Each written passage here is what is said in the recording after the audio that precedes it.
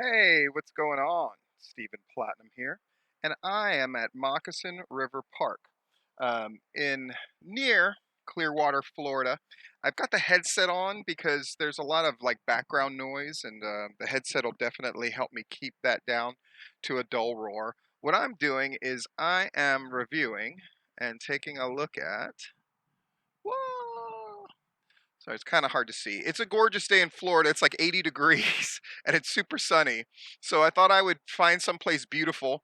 I was thinking of different beaches since I drove from Jacksonville all the way to Clearwater. It's like a 3.5 hour drive. And I passed a lot of beaches along the way, but every place was packed, as you would imagine. Everybody's trying to take advantage of the sunshine and taking advantage of being here in Florida. So I found a little bit of a different spot. I think you'll agree that it's pretty cool. Yeah? That cool little house over there and all that kind of stuff. So what I'm going to do is I'm going to take a look at this thing that Jeff wrote that I'm just fascinated with it. I think it's really awesome. So I'm going to go over it, kind of give my initial reactions to it. I do encourage you to go to gwhnewsandnotes.blogspot.com and read it yourself, of course. Let me make sure this thing's recording. It most certainly is. Make sure I have the proper background. I most certainly do. It's gorgeous, almost as gorgeous as me. And now, let's get to reading. Ba, ba, ba, ba, ba, ba. Awesome. My nearest to death experience in pro wrestling from Jeff G. Bailey. The picture below is from the night I felt closest to death in a pro wrestling ring, not from blood loss or concussion or a huge bump. Nope. I flirted with death from being too blown up. I was so damn blown up. I went temporarily blind. All I could see was black, but that was later. The match from Freedom Fight 2003, which you can read the details about, including my near-death promo as well, are below, with multiple takes on it, all valid and all worthwhile, but even if it's true, dude didn't have to add the very to the out-of-shape part of me about me, but I digress. The match took place 9 months after Rick broke his back in a balcony bump in Nashville and was the 7th-month payoff of me berating and ridiculing a teary-eyed Rick as he tried to stand with his walker. Our crowd didn't know about Nashville, so we used an earlier backstage beatdown by the Elite to explain it, so we could take credit and get heat for the very real injury.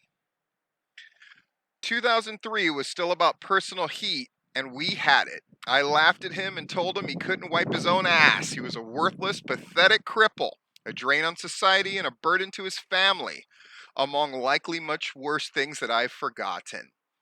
That's what heels do, folks. And this is my call out to the managers. With the exception of one manager, and that's Matthew Hankins. Everybody else, here's my note. You don't get enough heat. Period. You don't get enough heat. I think Talaferro, I love his whole aesthetic. I love his whole look. I love his whole deal. He does not get heat. And until you guys buy into the notion that your job as a manager is to create hype and heat for your match, you are not doing your entire job. Aesthetics is not enough. Heat is the coin of the realm. I know Jeff is trying to be kind here and imply that 2003 is different than 2021. In regards to heat, I do not believe it is different at all. I just believe guys don't do it as well anymore. Can we change that, managers? I hope we can. I'm going to talk later about an angle that's been developing for quite some time that I've already looked at to an extent, but this stuff with Skrilla and Zach Mosley and Candy, that's heat. And does that make Candy the second best manager / valet right now? It might. But Jeff certainly didn't have that problem, right? By the time we got to July, it was red hot, and he assembled an incredibly strong War Games team to face my epic elite team with the stipulation of him getting me in the cage if his team won. He reasoned that even half crippled, he could whip a pussy like me any day, and then he made the ultimate babyface promise that you can make. He guaranteed that he'd make me bleed. His team, of course, won in a fantastic match, and now I'd have to enter the cage. Well, hell, despite all my boasting and of whipping a cripple's ass, I decided to run. I was chased down by the mammoth hot stuff Hernandez, who yoked me up like a piece of luggage and tossed me in the ring. When I did this bit with Jeff, where Jeff was the babyface and I was trying to run away, it was Seven who eventually grabbed me after I had to physically fight through the crowd who were trying to stop me from leaving. Heat, assholes. And then Seven picked me up and then took his liberties with me instead of just taking me to the ring and throwing me in. Like, at least Jeff got that from Hot Stuff Hernandez. I had to take a bunch of bumps into the cage first. By the time I hit the ring with Jeff, I was exhausted.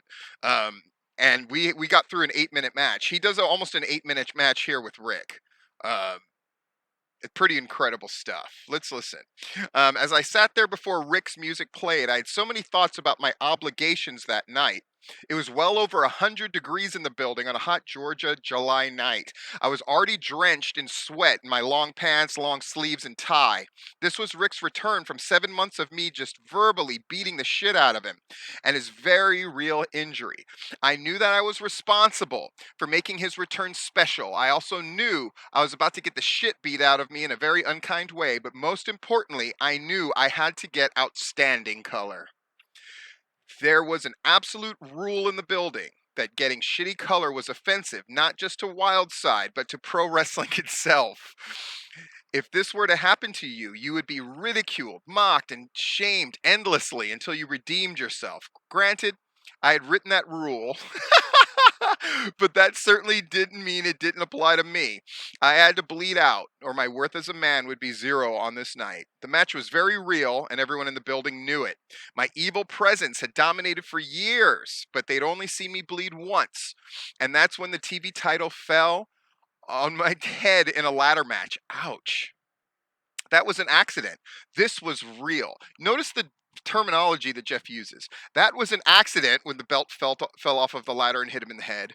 But this was real. Right? Do you see the word fake come out of him? No. Right?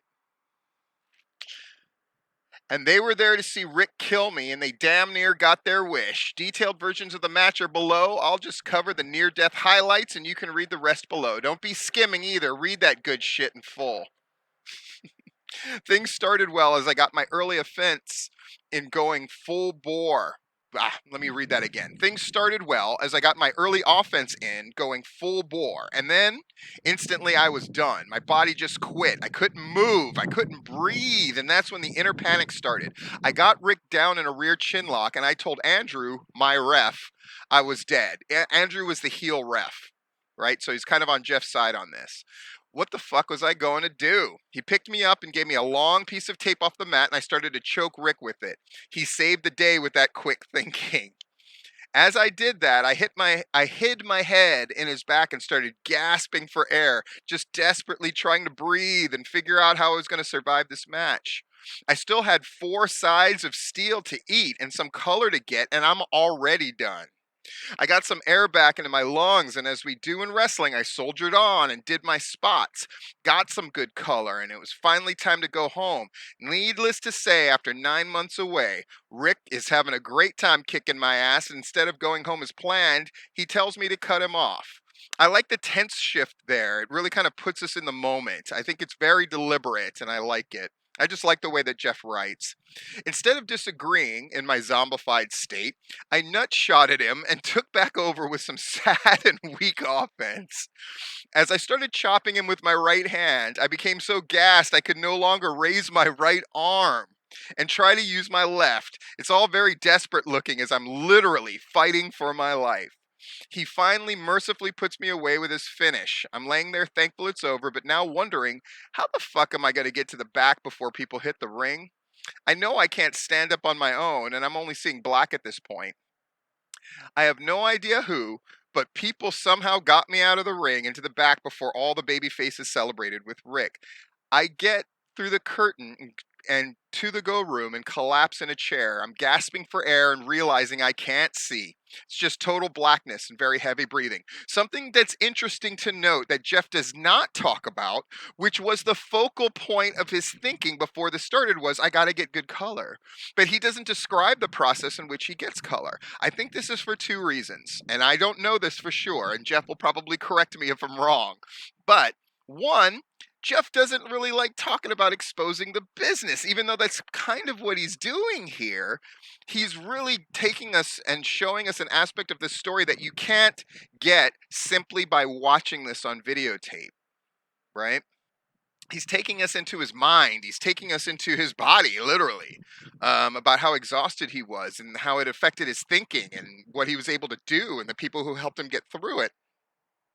But another thing is, Jeff gets color so well, so fucking easily, it doesn't even occur to him to describe the process. Jeff, he just pokes in deep at the hairline and goes deep. He doesn't rake across or do any of that stuff. He certainly doesn't cat scratch, which is how you get shitty color. He just goes in deep and pushes all the way to the skull, and then it comes out like a spigot. I've been there, watched him do it on multiple occasions. Because my hands are very shaky, as a lot of people know, they shake incessantly. I can't stop it. I don't use a tiny piece of a blade. I actually use an entire X-Acto blade, put tape over the flat end that would normally go inside of the handle. I just put tape over that, and I take that huge long thing, stick it in, and run it across. And I usually do it more than once because I'm looking for the pizza slice so the blood will come out more.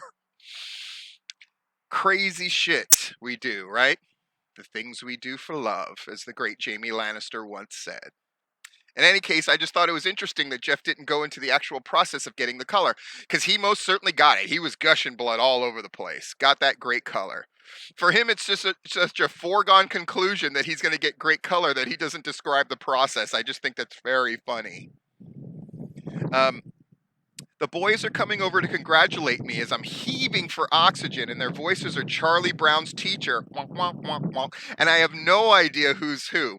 I should have been scared or worried, but I was so damn satisfied with the match that being blind and unable to breathe didn't seem all that important in the moment.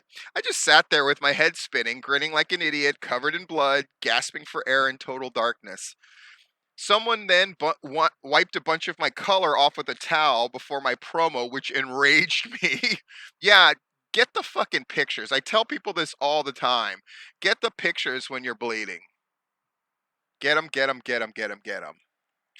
Thankfully, my sight returned to me late. I didn't read it. Thankfully, my sight returned minutes thereafter.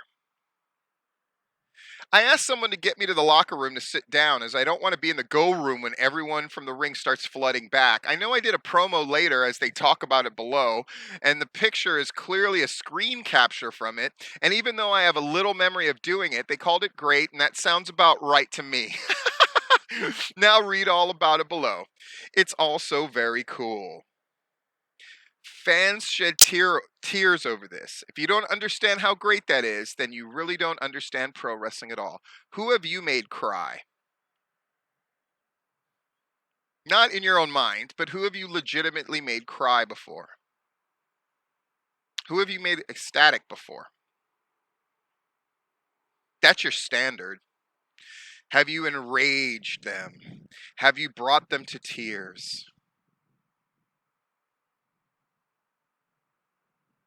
That's heat. And there's a lot of people doing a lot of really cool stuff, but until you reach that point where they love you, I don't mean really, really like you on a first meeting. I mean love you. Or hate you. Safe to say, I've had both and continue to have both. That's the standard. And if you're holding yourself to any other standard, if you've been doing this for a while, then chances are it's because you're afraid of coming up short. But that is the standard that you are going for, a genuine, affectionate love and a genuine, dangerous hate. Not they booed me, not they said a word I didn't like, but a genuine despising or a genuine affection.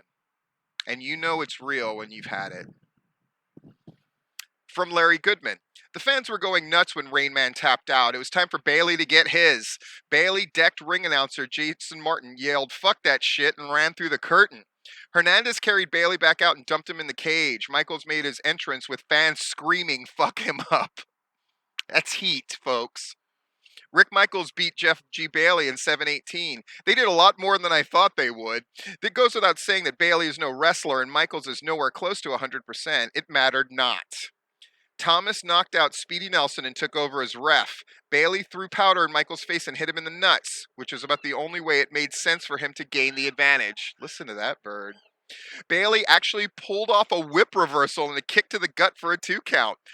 Bailey choked Michaels with a rope. Correction, it was tape. Bailey pulled out the veggie peeler, but Michaels got control of it.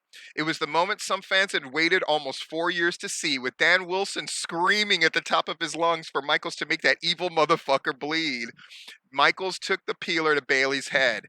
Bailey bladed for the first time in his wild side career. Blood was instantly pouring down Bailey's face and onto the requisite white shirt. Michaels dug and carved on Bailey's head. Michaels whipped Bailey face first into the cage. Michaels tossed Bailey over the ropes onto the cage, and again and again. Bailey was a bloody mess. Michaels ground Bailey's head into the fence. One punch, and Michael covered. Thomas counted 2 and gave Michaels the one-finger salute. Thomas fumbled for the keys to the cage, but he was trapped. Thomas begged off, and Bailey hit Michaels in the nuts. Bailey's delivered a series of slaps. He was so blown up that they did little damage. Michaels hit the double shot on a collapsing Bailey. Michaels forced Thomas's hand down for the 3 count. The building exploded with emotion, with fans chanting, "Rick, Rick, Rick." The face dressing room filled up the ring to celebrate with Michaels. Michaels gave a speech thanking the fans for their support of the promotion. He was choking back the tears. He wasn't the only one. Don't you want to feel that? Managers, wrestlers, don't you want to be a part of something like that? Wrestling is about 2 things. It's about triumph and tragedy, and creating the scenarios for both. Nothing else. And then ostensibly, the mission statement of wrestling is justice served. But the coin of the realm is triumph and tragedy. And if you're not going for either one of those, you're wasting your time in the long run. Paradise City Ninjas said, the original chosen one, Rick Michaels versus Jeff G. Bailey. Hernandez had grabbed the fleeing Bailey and tossed him into the cage. Rick Michaels' music hits, and even Wildside's crappy crowd audio picks up the monster pop. Prazak's call of this moment literally gives me the chills. Yeah, all right, go do it, pal. Do it, good pal. What makes Wildside's announcers so great is that they're not detached from the action, and they don't equate hype with randomly screaming your guts out. I can think of promotions where their commentators do one or the other. They get into the match as fans, really cheering and booing along with the fans, and it gives them a sense of kinship with the audience. Dan Wilson. He's gonna get his shot, Steven. 7 long months, and that son of a bitch and asswipe motherfucker took credit for it. And now he's gonna get his. Bailey's got a plan, though, and throws powder in his eyes. Low blow. Bailey stomps away on Michaels as evil referee Andrew Thomas locks the cage from the inside. Bailey rains right hands on Michaels as Rick, Rick, Rick chants fire up. Michaels makes his comeback with some rights, but Bailey kicks him low again for a fast 2 count. Bailey chokes him out with tape and goes for Rain Man's barbed wire knucks. Correction, it was the implement of destruction. Rick kicks them out of his hand, and it's carving time. Wilson. Every time you gloated over someone's pain, every time you gloated over someone's suffering, every time someone got maimed for your benefit, you're getting it back now, you son of a bitch. Blood is pouring, all caps, out of Bailey's forehead, and Michaels runs him into the cage. Again, Prazak. This is more than just desserts. That is the sweetest thing possible. Michaels rakes Bailey's forehead against the cage some more and drops him with a right hand. Hard left clocks Bailey good, but Thomas won't count. Michaels gives chase, and Bailey takes the opportunity to nut shot him again. Michaels no-sells some slaps, then and gives Bailey the double shot, knee buster into the hangman's neck breaker. Thomas still won't count three, so Michaels throws his hand down for the win. The entire face locker room empties and carries Michaels on their shoulders to close the show. Thoughts? Thomas, going in, no one should have expected this to be a tremendous in-ring classic. Jeff's a manager, and the condition of Rick's back is just horrible. But they did way more than anyone ever expected them to, over-delivering. Yeah? They worked an actual match for 7 minutes. I really didn't expect any more than punch stop, Bailey does something dickish, but they actually did a couple of moves. Wasn't anything tremendous, but still better than what I thought. Andrew Thomas's performance here was as good as a great heel referee gets. Wow.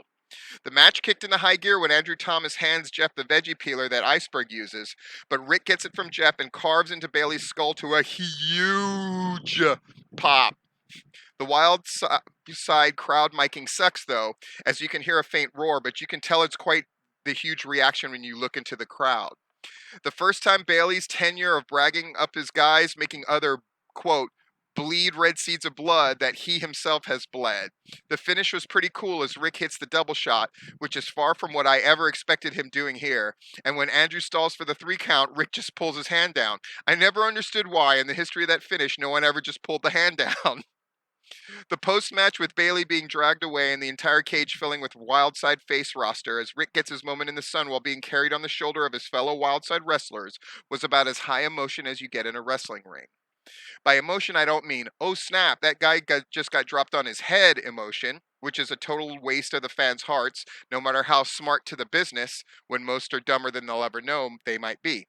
To me, the clap, clap, clap, we got all the clap type of response from a wrestling crowd means you've turned your wrestling from an art to a freaking golf game.